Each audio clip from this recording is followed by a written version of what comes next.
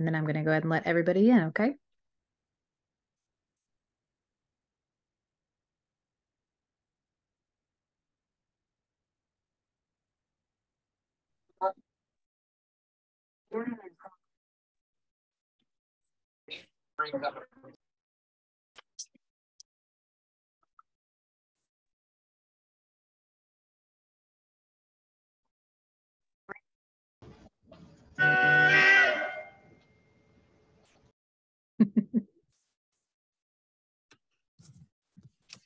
Welcome, everyone. Thank you guys for joining us today. Go ahead, Christy. All right. I just want to welcome everyone today to our Lunch and Learn. Today's Lunch and Learn is being brought to you by a collaboration between Oklahoma Human Services, the University of Oklahoma, Ann and Henry Zero School of Social Work, and our Oklahoma Adoption Competency Network. We do appreciate everyone joining during this lunch noon hour, and we just want to go ahead and get started. We want to go ahead and get started today to respect everyone's time. Let's go over a few housekeeping things for this hour that we're together. We are recording this meeting, so by participating, you do give your consent to be recorded. We have everyone muted just to make sure we can hear our speakers today, reduce any distractions. If you have a question at all, just type it into the chat. And we will also have some time at the end of this webinar to go over any kind of questions and answers. We want to see you if at all possible, so turn on your cameras if you can't. If not, that's totally fine, we get it. Let's respect and remember confidentiality. It's really vital that in adoption work, we do protect the confidentiality of the children and the clients that we work with. So let's try to not share any specific details in terms of cases or names or anything like that. Also, at the end of this training, we will provide a survey link to provide some feedback on today's session. And also, if you are a foster parent, by attending this training, you will receive that 1 hour credit towards those 12 hours of in-service learning, and you can receive that by filling out the survey that will be added to the chat at the end. Please introduce yourself in the chat if you haven't yet. Kind of give us an idea of how you fit into this puzzle that is adoption, and your email address if you'd like to receive any additional information about upcoming events. So I'm going to hand today's webinar over to Dr. Bonnie Goodwin. She is going to introduce an attachment activity, and then she will also introduce our guest speaker, Katie Stewart. Thank you so much, Christy. Hello, everyone. I'm so grateful that you're here today. We have a great group, and it's going to be a fantastic, fantastic time talking about behind the behavior.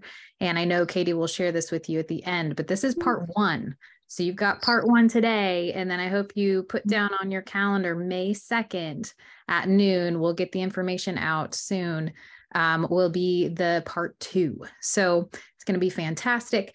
At the beginning of every single one of our Lunch and Learns, we give a little 2-second attachment activity, just an idea for you to be able to, whether you're a parent, to have something to try out at home tonight to do with your kiddos. We do a young version and then an adolescent version of an activity. If you're a professional on here, then we like to share that with you as well. So you can have that as a part of a tool in your tool belt to share with families that you're serving. So today's attachment activity is really focused on touch, safe touch, and being able to provide and receive care and nurture.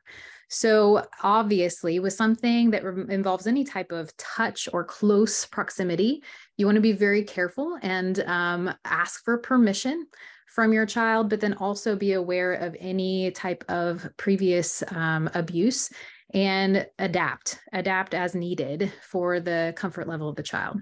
But the activity today is being able to do something to care, doing hair for someone. Now, most of the time you're thinking automatically about a girl, female long hair, but But I also want to encourage you, dads, there's some really cool videos out there of dads doing hair and expanding some of those gender stereotypes that we've had with some of this stuff. So when you can embrace and really, whether it's after bath time or something like that, parents spending that time with child, no matter the age. That's the coolest part about this activity is even our adolescents, everyone likes to have their hair brushed and their hair done and something just to enjoy spending that time together, or trying a new thing like curling or straightening or braiding, all the things. There's so many YouTube videos out there now that give some good that show you how to do things. So trying some of that on together. And then the cool part of it is not just doing the child's hair, but flipping it and allowing the child to do your hair, or to do some type of,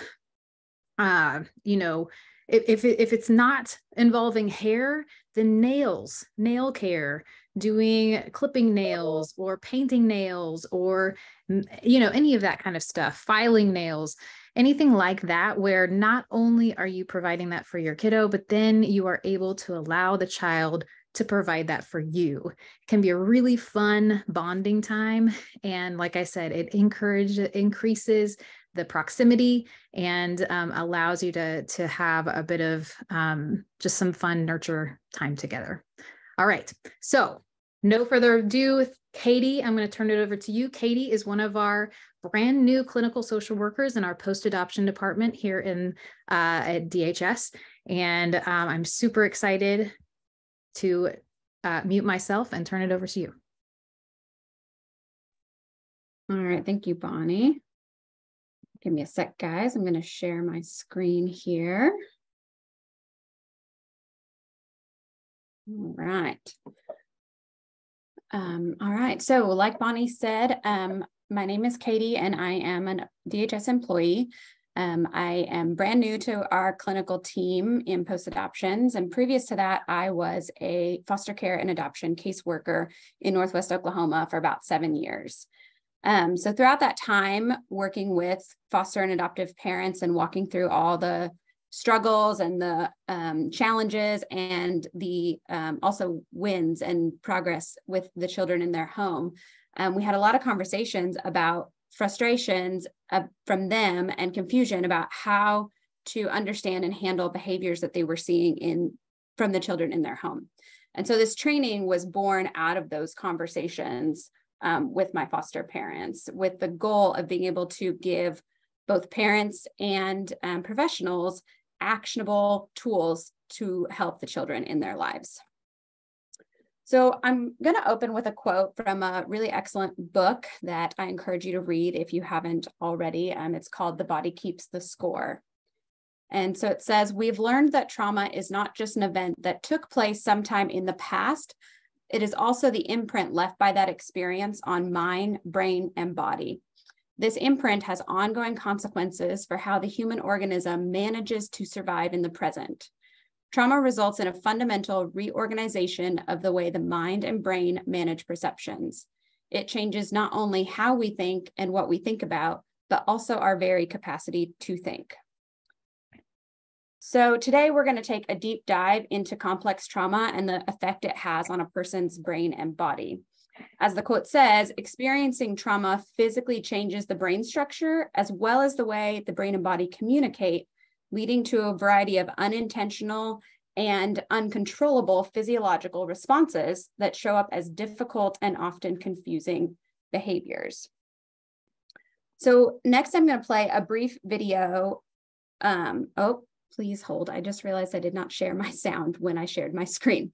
So here in a second, I'm going to play a brief video that gives you an overview of what happens to the brain when it experiences toxic stress. And so while you're viewing this video, I want you to just think about what is happening in the brain and body when it's undergoing toxic stress, and think if you have had experience with any children in your home or in your professional practice that behaved this way. Okay, so hopefully our sound will be good to go now.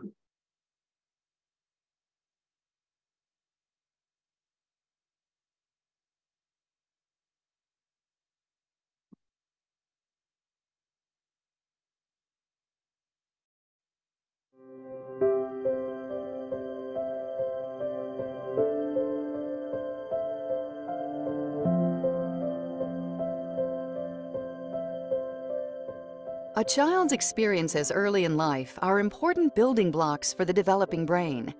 Genes, nature, are like the blueprint. They provide the basic framework for brain development. However, genes do not design the brain completely. Environmental influences, nurture, fine-tune how the brain works by shaping which brain connections get used. Connections that are used more grow stronger and more permanent, whereas ones that do not get much use fade away. Together, genes and the environment build the foundation for all future development. Safe, stable, and nurturing relationships early in life lead to healthy development. But children's brains capture other experiences as well. Stressful events. However, not all stress is bad. Positive stress involves normal childhood experiences, like starting daycare or meeting a new person for the first time. This stress is essential for healthy development because it helps children develop coping skills and confidence. But when stress is frequent, chronic, and uncontrolled, it is toxic to children, especially when they do not have a caregiver to provide support or buffer the stress. Adverse childhood experiences, ACEs, such as abuse, neglect, exposure to intimate partner violence, parental depression or addiction, and poverty are toxic stressors which could lead to lifelong changes in learning and behavior. ACEs early in development can impact social, emotional, and cognitive functioning, increased risk-taking behavior such as drinking and substance use, and increased risk of disease, disability, and social problems later in life. The question is, how do adverse childhood experiences impact a lifelong development? One of the most important systems in our body is our stress system. It's activated when we experience stress. We become alert, our heart rate increases, and so do our stress hormone levels, cortisol and adrenaline. Our body is ready to react, what is known as fight or flight. A short period of time after the stress is over, or if a child receives support from a caregiver, the stress response turns off and the body returns to a normal state. Adverse childhood experiences create stress responses that stay active, and without the support of a caregiver, the system has difficulty shutting off completely. This constant and prolonged activation can affect immune system functioning and increase the chances of sickness, infection, and disease. Prolonged activation of stress hormones is also toxic to the brain.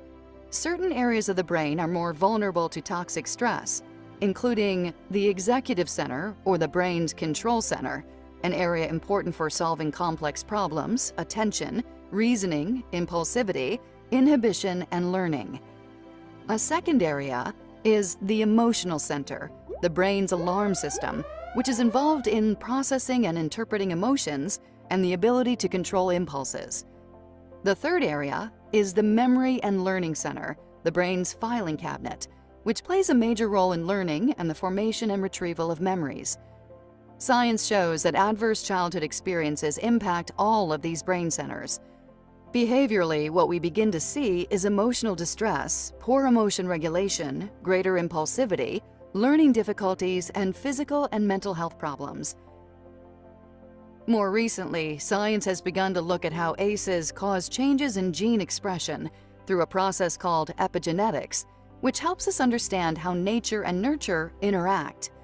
Epigenetics causes changes in the way genes work without changing the DNA code itself. This occurs through chemical changes influencing how the code is used. In other words, genes are like the hardware in a computer. They determine the boundaries of what is possible. However, we need an operating system to tell the hardware what to do. Epigenetics is like the operating system directing the function of a gene's DNA hardware. The genes we are born with are the genes that we have for life, but experiences like nutrition, exercise, smoking, stressors, and relationships all affect our biology. Adverse childhood experiences are associated with epigenetic changes related to stress, brain development, cognition, and systems associated with mental and physical health.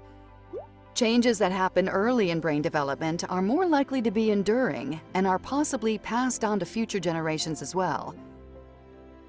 The good news is that positive, supportive relationships at any stage in life can make a difference. However, supporting families and children early on will help prevent many of these negative outcomes. One of the key ingredients for healthy development is having warm, loving, and actively engaged caregivers. This involves promoting serve and return interactions, where caregivers actively and warmly engage with the child, making eye contact, responding to sounds, words, gestures, emotional needs, and sharing experiences like reading and play.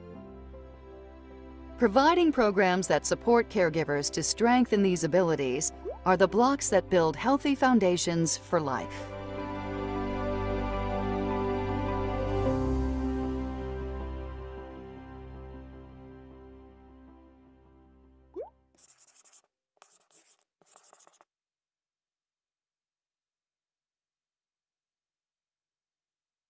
Okay, so that video gave us a good overview of how childhood trauma affects development and behavior, but let's break down some of what information was in that video. So the brain develops from the bottom up. So the first part of the brain that develops is the very bottom portion. So if you think of the brain as a closed fist, the bottom portion would be the heel of your palm. And this is the brainstem. So this controls all your basic functions, such as breathing, heart rate, blood pressure, etc. All those things that happen automatically without you having to think about it. And this portion of the brain is fully formed at birth. So the next portion of the brain that begins to develop is the middle portion of the brain. And this is sometimes known as the limbic brain or the emotional brain. It includes the amygdala, the hippocampus, and the hypothalamus, amongst many other structures. And these areas involve processing and responding to emotions, our memory storage and retrieval, as well as attachment. And then the last area of the brain to develop is this top portion. So again, if you think of it like a fist, it's your knuckles here at the top, and particularly the front, which would be right behind your forehead. This is known as the prefrontal cortex. This part of the brain controls all of your higher level functioning, such as impulse control, critical thinking skills, like being able to relate your actions to consequences, and being able to think through hypothetical situations. So this process of brain development is sequential, meaning it has to happen in that order from the bottom up, and it's also dependent on the environment. So what we see in trauma is that parts of the brain, particularly those higher areas, are underdeveloped compared to similar aged children who have not experienced trauma. So as our brain develops, it builds pathways through synaptic connections. And these connections determine how the brain and body are able to speak to one another and the degree to which they do that well. So our synaptic connections grow stronger with repeated use, and conversely, they weaken and even die off when they're not used. It's that use it or lose it concept. So early childhood is particularly important because between the ages of 0 and 3, our brains are making 1 million synaptic connections per minute. This is a huge capacity for growth, but it also means that those repeatedly used pathways become automatic and integral to the brain structure. So traumatic experiences affect the directions that these synaptic connections or pathways are made. When a child's living in an abusive or neglectful environment, 2 things are happening that inhibit healthy brain development. So first, these environments lack important experiences needed to promote higher levels of brain development, like healthy and playful communication with their parent or caregivers, as well as age-appropriate life experiences and social interactions, such as helping cook dinner, going to the grocery store, to the library, to the park, having play dates, all of those typical life experiences. Compounding this is the fact that these children have to be in survival mode 24/7, meaning their brains are constantly being bathed in cortisol, which is our stress hormone, And again, this inhibits those higher level brain areas from developing, and it essentially locks the child into what we often refer to as the basement of their brains, which is again, the lower portions, the limbic system and the brainstem. And these are survival focused only, and they govern things like our fight or flight response. So as the video mentioned, along with brain development, epigenetics are also affected by trauma. So the epigenome is like the instruction manual for our DNA. Genetics and our environment determine what genes are turned off and on and the degree to which they're expressed. So our DNA is tightly spiraled into each of our cells like a spool of thread. And this is called a chromatin. So if you look at the graphic that I have here, the blue is the spool, and then the orange wrapped around it is our DNA spiraled up. So then we have genetic markers, which are the red and green dots that lay over top of a particular gene and tell it to turn on or off. And these are epigenetic markers. This instruction manual is laid down in utero development. However, our experiences after birth in the world also change these instructions. So everything a person experiences while pregnant affects the epigenome.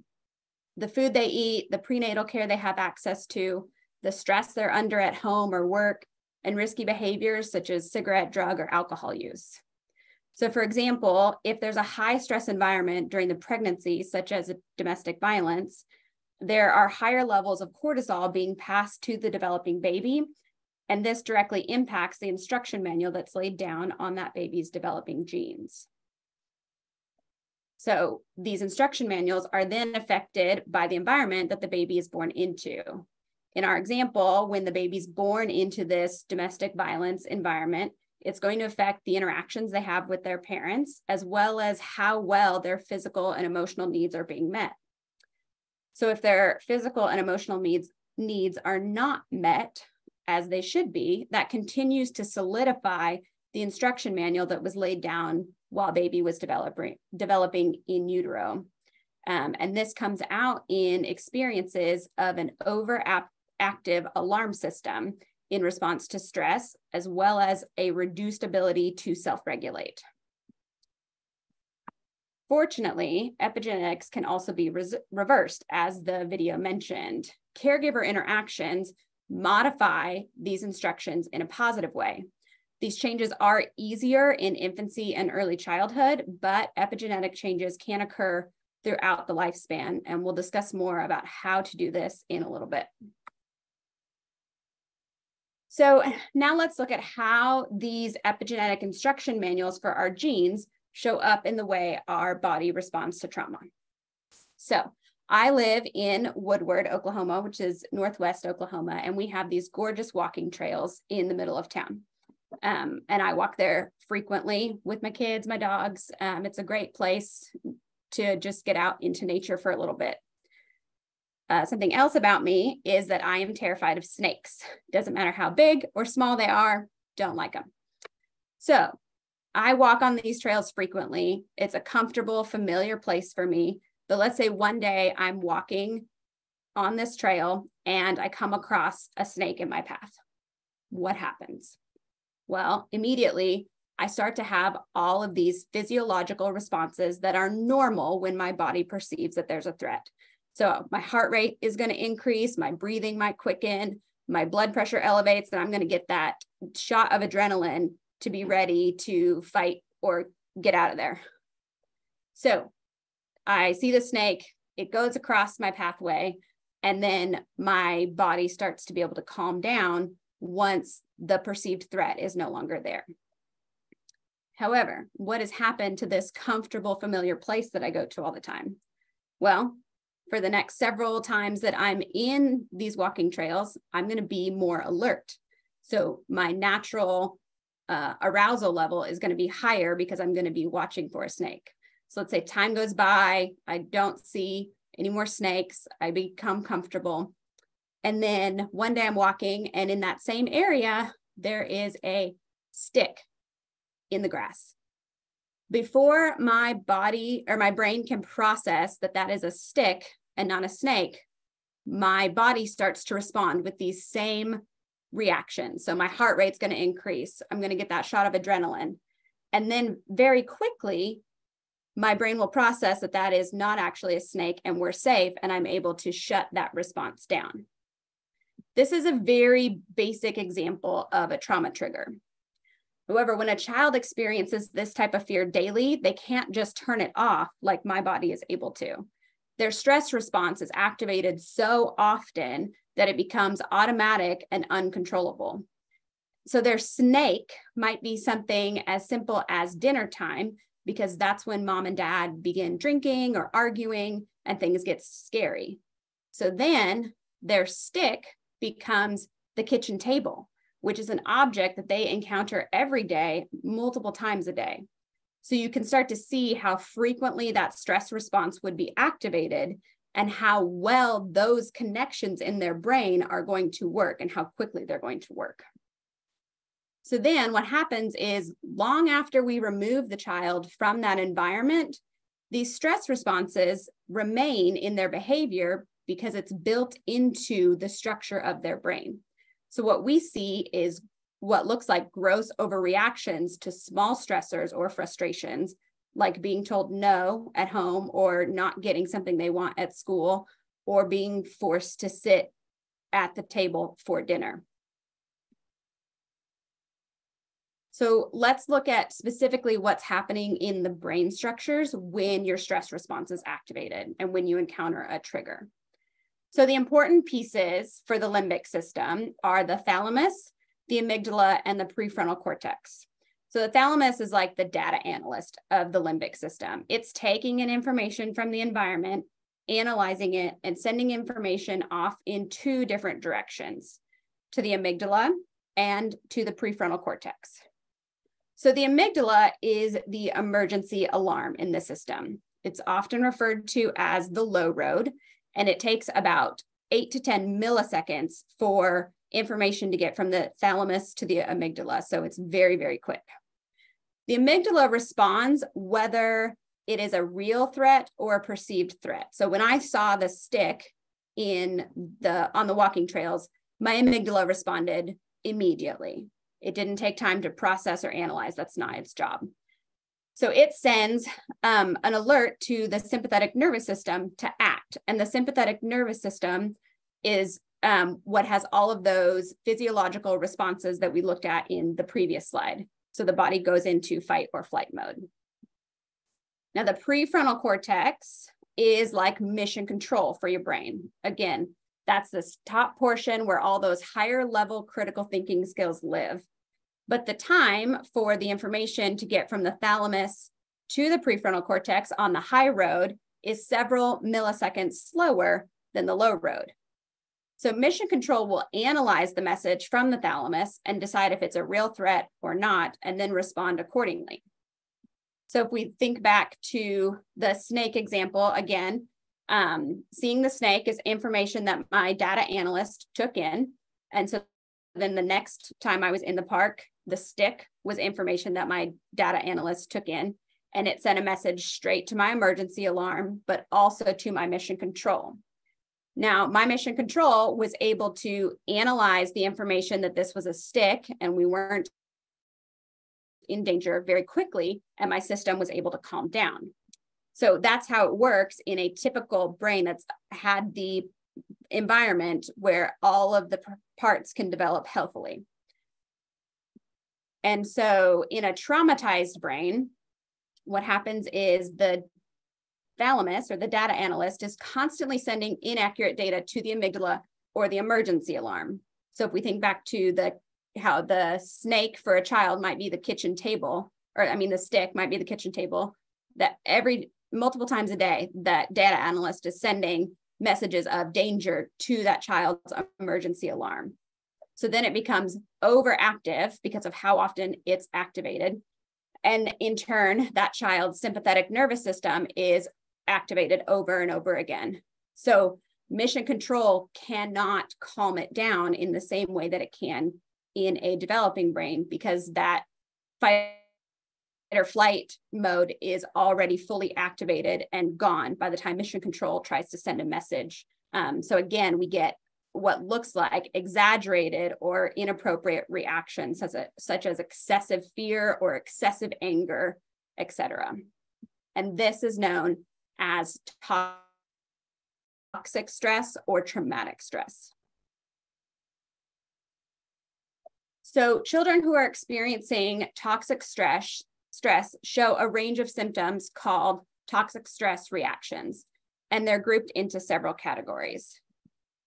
First is changes in physiological arousal and reactivity. So this is the one we've been talking about. Again, they are more nervous, jumpy, quick to startle, quick to anger, the overreactions to typical life stressors. These children may have difficulty concentrating at school or at home and may have trouble with falling asleep or staying asleep because they're in this hypervigilance mode all the time and their body can't fully relax. The second category is intrusions. And these are images, sensations, or memories of the traumatic event that keep coming uncontrollably into the child's mind. So one type of these is a flashback, which is, a typical, what we think of as a typical like PTSD flashback response, where you're thrust back into reliving the whole traumatic event scene. But it doesn't always have to be this dramatic. So it might be something much more subtle. For example, when a child tries to think about their mother, and instead of being able to remember a happy memory, they can only remember the way her face looked when she was passed out on the floor. And for very young children, intrusions are often, they often come out in repetitive play versus words. Next is avoidance. So children avoid people, places, things that remind them of the trauma. And then they also might go to lengths of trying not to think about it at all. So they don't want to have conversations about it. They don't want to think about it. They don't want to have to deal with any of the feelings that come with processing these traumatic events. And this can really inhibit their ability to process what they went through and move through that. So some other types of reactions are dramatic mood and thought changes. So dramatic mood shifts, being tearful one minute, happy the next, suddenly becoming very aggressive or angry, seemingly without being provoked. And then thought changes, they can have trouble with remembering, and they also might be stuck in negative beliefs or expectations about themselves, adults, or the world.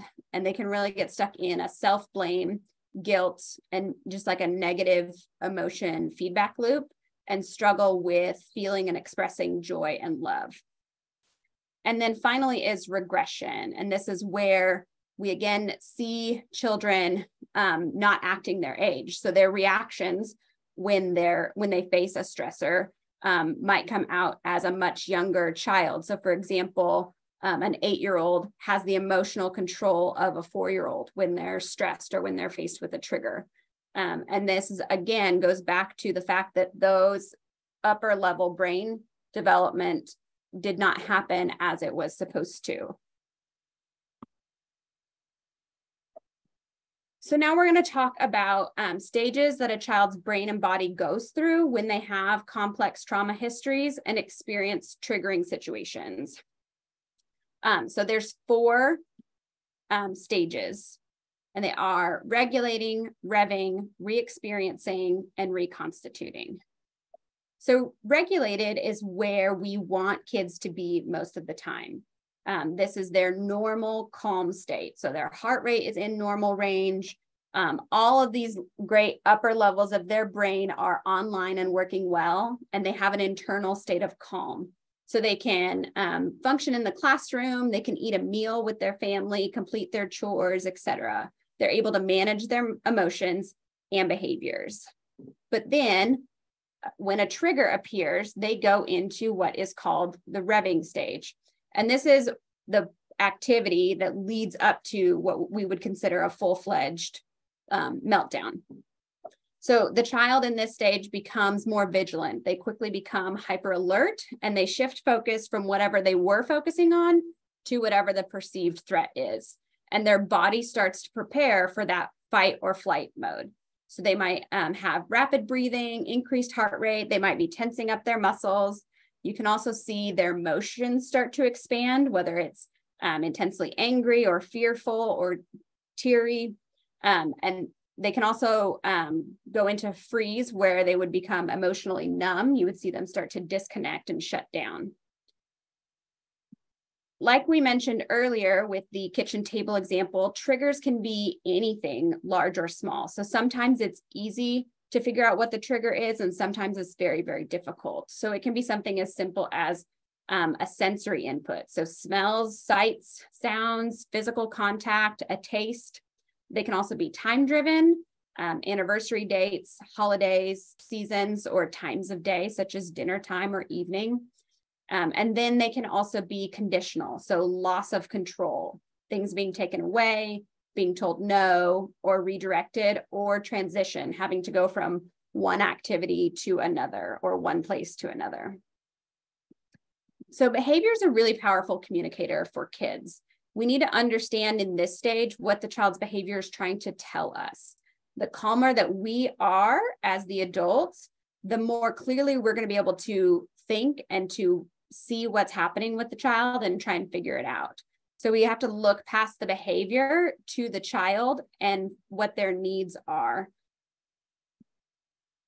And if we aren't able to catch what's going on with the child in this stage, then they go into re-experiencing. So if a child can't calm down or no one else can help them feel safe, then they're going to go into re-experiencing or a meltdown. This is when they're in a full-blown traumatic reaction. And it also is in this stage when a child faces the greatest risk of harming himself or others. So when children are aggressive towards their siblings, parents, or property, this is the stage that they're in.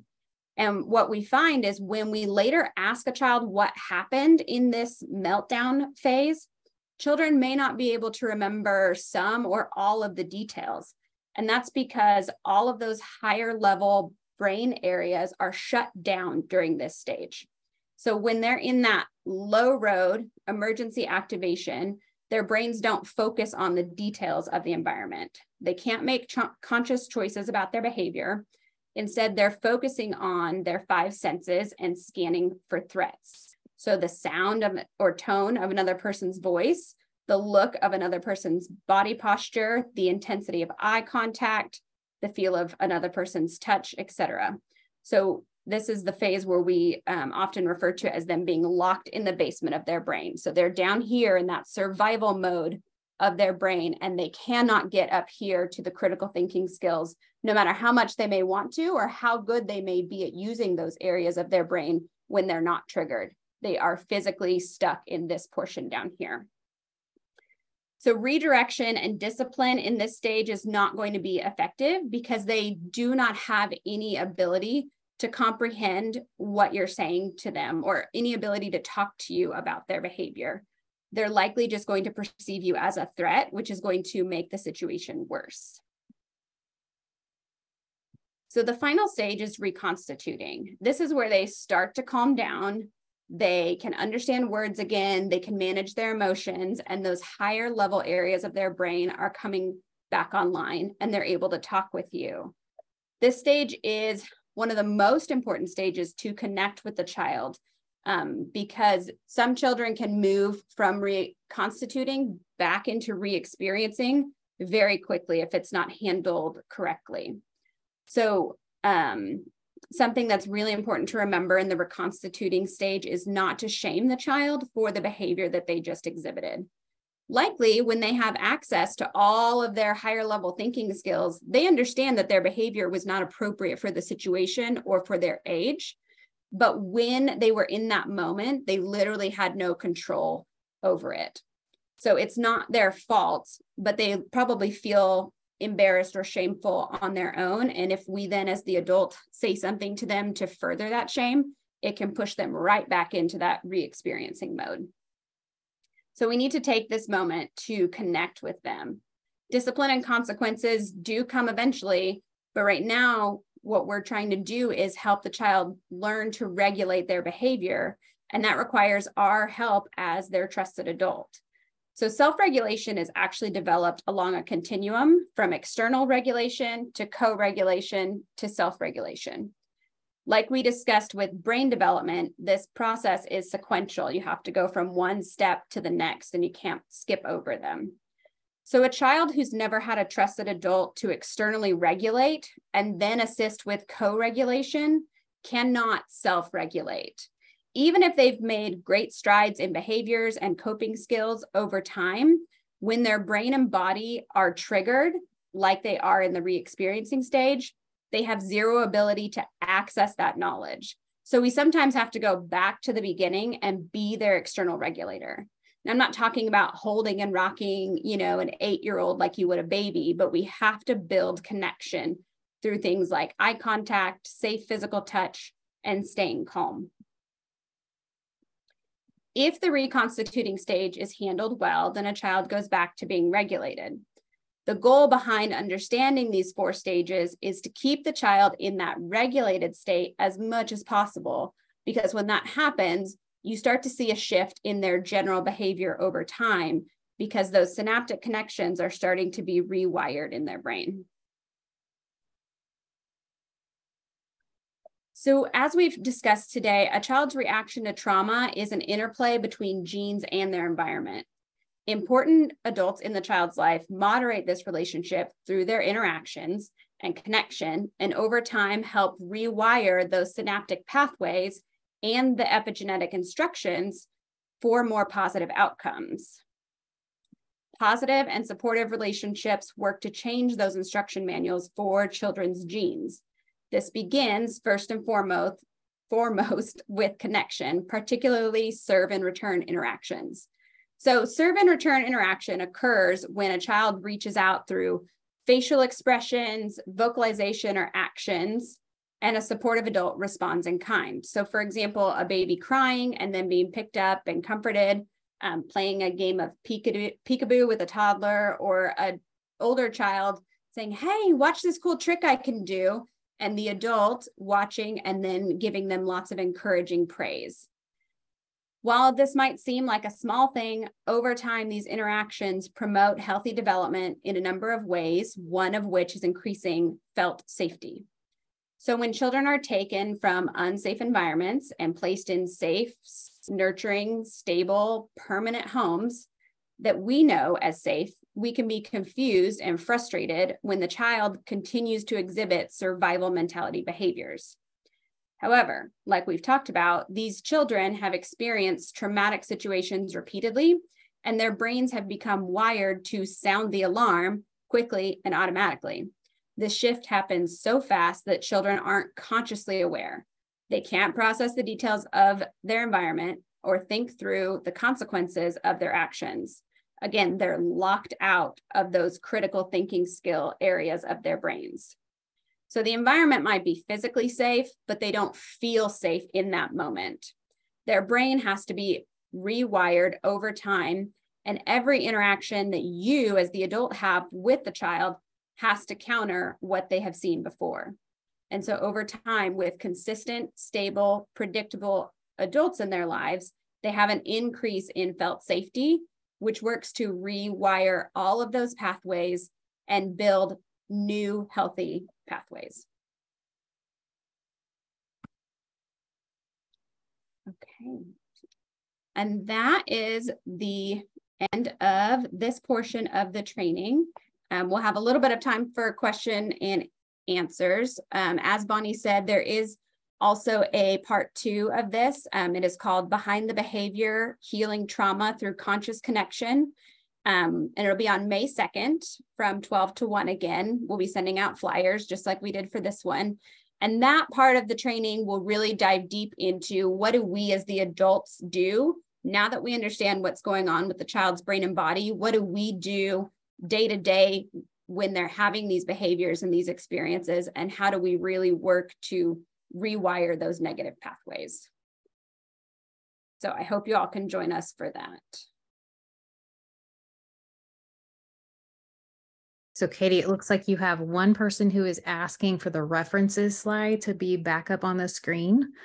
I also want to let you all know that the recording that we are doing of today's webinar, we are uploading that. Christy, would you have a chance to put the link for the Oklahoma Adoption Competency Network link into the chat? This is a part of a series of Lunch and Learn webinars that we're doing, and we're inviting anyone touched by adoption, including parents, adoptees, and adoption professionals. And these Lunch and Learns are really created for the sense of being able to just kind of dig into some of the content and topic areas and some of the specific unique characteristics of adoption. But I also, on that, when we get that link into the chat, also it's on there. We've got book clubs that are going on. We've got one right now that's meeting for the third time next Friday at noon. And we're covering 20 things that adopted children wish adoptive parents knew. We're going to start in May another book club on Beneath the Mask with about adopted teenagers.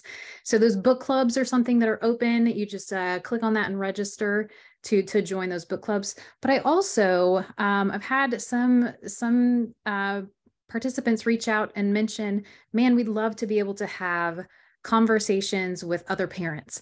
And so this is a great place to start kind of that conversation, and maybe even being able to jump off from here, and we could help facilitate a virtual support group. So something, I mean, we've the sky's the limit here of what we're trying to and wanting to support anyone on here. So I don't know if you see in the chat, we've got a question. How many on here have adopted and are walking this out? I'd love to connect to learn. So Katina, thank you so much for putting that in the chat. If you are interested in that, if you are a parent and you are wanting to connect and have something beyond here, and maybe even there's the book club going on would be a good next step. Or if you could, let's see, I think the best thing to do would maybe be, I'm going to go ahead and put my email into the chat right now. And I would love, if you're interested in going deeper and having a specific like virtual support group get started in the next few weeks, please directly email me and I will take steps towards getting that group together and facilitating with our team who's on here to support all of that. We'll get one started. Okay. So if you have my emails in the chat, reach out to me directly if you'd like to have more a deeper, where everyone on here is a smaller group and it's just parents. Additionally, if you are an adoptee, then and you're interested in going deeper and having a virtual meeting with just adoptees, please email me that as well. And like I know Christy mentioned at the beginning, we will be putting a link to an evaluation for your feedback on this. And I believe, Lynn, am I right that there's a question in that that's asking of what other support you're interested in? Okay. Support they're interested in, and also different topics and feedback. So yes. So this is all things that we are in an effort to respond and try to fill in some potential gaps that you have experienced in walking the walk and being a professional who is supporting those who are walking. Okay, let's see. I'm going back to the chat here. Lynn, thank you for putting the link to the chat in, the link to the evaluation in the chat. So it's in there. And then we have a comment. I'm concerned about children placed in our homes for an extensive period of time, then families or friends coming forward years later deciding when they want them. What does that do to these children? The stability they have being in a loving foster home that they thought they were going to adopt, and then the trauma and stress everyone encounters is unfair. So I can't tell what your first name is, child welfare nurse. Thank you so much for being on here. So the question, I think, and correct me if I'm wrong, but what is the impact of whenever a child is in a home for a long amount of time and connected and building attachment, and then have to move? Is that kind of a good summary of your question? Yeah, I'm just kind of wondering, like, we know the trauma that they come with, whenever they come into our homes, and then we have them and they get secure. They get, some of that stress and that cortisol level kind of goes down a little bit because we are there meeting all of their needs. And then just as they start to feel secure, then and the families think they're adopting, whenever it's terminated and that's the direction that everything's going, the whole family believes that that's where it's going. And then all of a sudden family members come from other states or from and now they've decided they want them and they step in, what it's doing to these children that are leaving these stable homes. And then all of a sudden that trauma is being reinforced on them again, because now they're yanked from a stable home and placed in with these strangers that some of them have never even met before.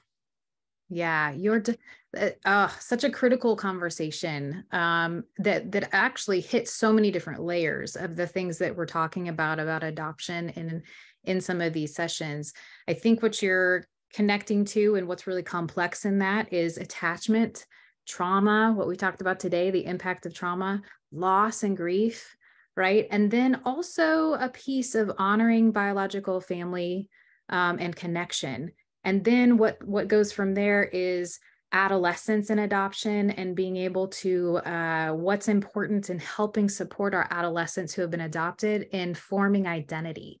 Who am I and what does that mean? So what you brought up really touches all those different plus more, potentially transracial adoption, the connection and understanding of when you are adopted into a family of a different racial background or a different cultural background. So those decisions are so complex, and we really have to, what I want to kind of say in the short amount of time that we have in response to that is, I think it's important to focus on the sense of recognizing the impact of what that means for that child, which I think is what you're saying. There's an impact, there's a loss, that's trauma. And so we have to weigh the impact of what we know is happening to that child with the benefits of potentially being connected and having being adopted by a family member who is biologically related and maybe have transracial and cultural connection with the child. There's all different types of scenarios and possibilities. So we have to be able to look at the whole picture with all the details and make that decision of which do we think, does the benefit outweigh the trauma and the challenges there? And then if we agree that the benefits outweigh that, then how are we then going to support the foster family and the child and the adopted family in being able to recognize the trauma and then build in some additional supports? Can we transition this? Can we continue an open relationship with foster family to where it's not that they're just totally shut out of this child's life, but they're continuing a connection and continuing a relationship with the child and being able to be supportive for the rest of their life? Like, those things could be huge benefits. And also helping, there's a specific tool that I talk about a lot called a good goodbye letter. And that is facilitating and helping foster parents be able to write, whenever a child is transitioning out of their home, write a really good goodbye letter where they're able to include incredible memories, how much we loved spending this time with you, some of the wonderful things we got to do together, including some of the challenges that we went through together. And then my hopes and dreams for you and your future. So there are some specific tools that we can hopefully really support the child and the family with. And that's a lot of what we're talking about in the adoption competency piece. When we're talking to professionals, child welfare professionals, mental health professionals, of trying to utilize some of those tools to really support when decisions like that are made, where children are going to experience more loss and some of those layered pieces. But thank you so much for bringing up that really complicated thing that happens, how trauma impacts in any move that a child has to experience. All right, we have about 6 more minutes. Any other thoughts or questions? I see Brittany asked, is there a way to receive proof of attendance? Good question. I see. I asked everyone to put their email in the chat, and I'm taking a list now, and verification will be sent to the email that is provided. Thank you, Lynn.